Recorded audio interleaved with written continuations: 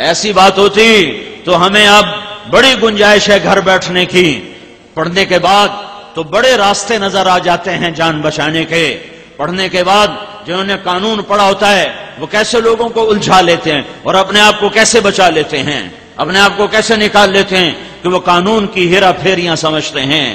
میرے بھائیو، یہ نہیں ہے ہاں بھائی چنگا کام ہے کر لو تو کوئی گال نہیں، تو نہ کرو تو ہمیں کوئی گال نہیں، یہ ایسا کام نہیں ہے۔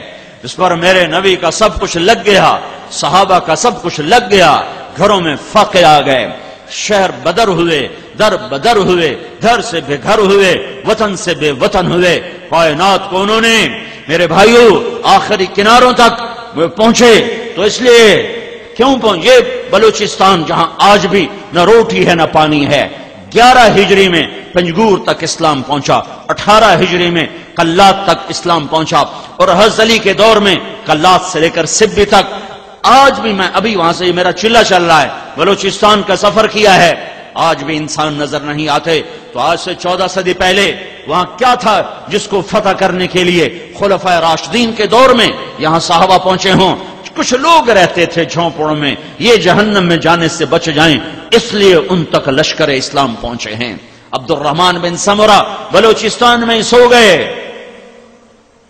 خزدار اور قلات کے بیچ ایک علاقہ تھا زیری، اس میں ان کی قبر بنی، وہیں ان کا انتقال ہوا۔ عثمان رضی اللہ تعالیٰ عنہ کے دور میں اس علاقے کے گورنر تھے یہ۔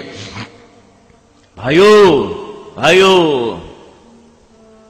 یہ تو اس امت کا مقصد تھا، مقصد اسی کوئی بات نہیں، مستحب ہے، تبلیغ مستحب ہے۔ جب علماء سے سنتا ہوں تو میرا کلیجہ چر جاتا ہے، کیسے سمجھاؤں، کہاں سے الفاظ لاؤں جو دستک دے سکیں دل کے دریچوں پر۔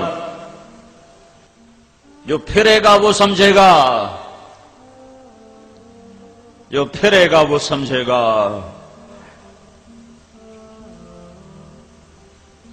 درد کو درد والا محسوس کرتا ہے، دوسرے کو کیا پتا کہ یہ کیوں تڑپ رہا ہے۔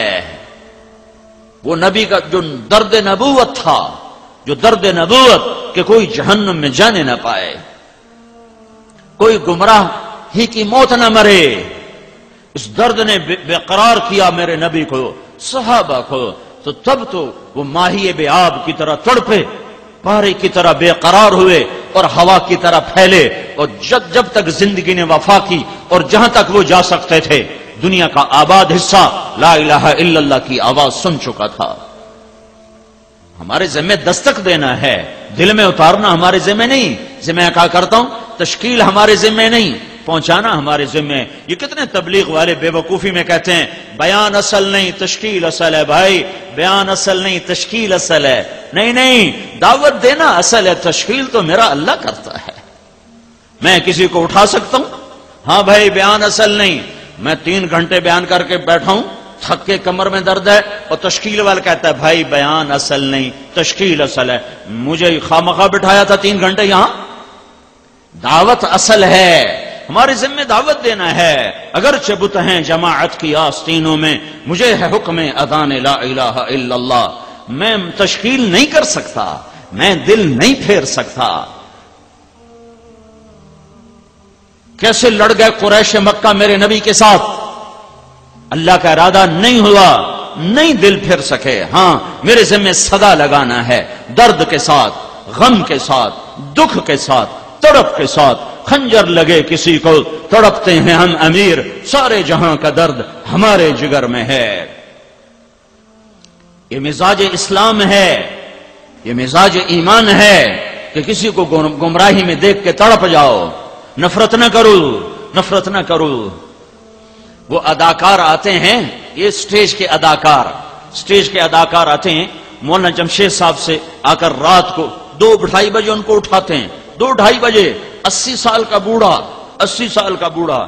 تو جواد وسیم صاحب جو اداکاروں میں کام کر رہے ہیں، وہ 2 باتوں پہ کہتے ہیں سارے اداکار روتے ہیں، 2 باتوں کہ ایک 80 برس کے بوڑھے کو رات 2 بجے اٹھاؤ، وہ تو کہے گا کمبختو کہاں مجھے اٹھانے آ گئے ہو، تمہیں میری صحت کا خیال نہیں۔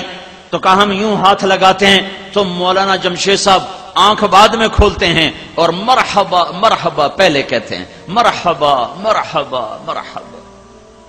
تو کئی اداکار اسی پہ رونے لگ جاتے ہیں کہ اس کو تو گالیاں نکالنی چاہیے تھی بابا جی کو، اور یہ کہہ رہا مرحبا مرحبا. پھر مولانا جمشید صاحب کہتے ہیں بھائی وہ ہماری بچیوں کا کیا حال. کس کو کہہ رہے ہیں؟ ہماری بچیاں سٹیج پہ کپڑے اتار کے ناچنے والیاں، تھیٹر میں ننگے ناچ کرنے والیاں. تو جماعت سے کہتے ہیں بھائی وہ ہماری بچیوں کا کیا حال ہے.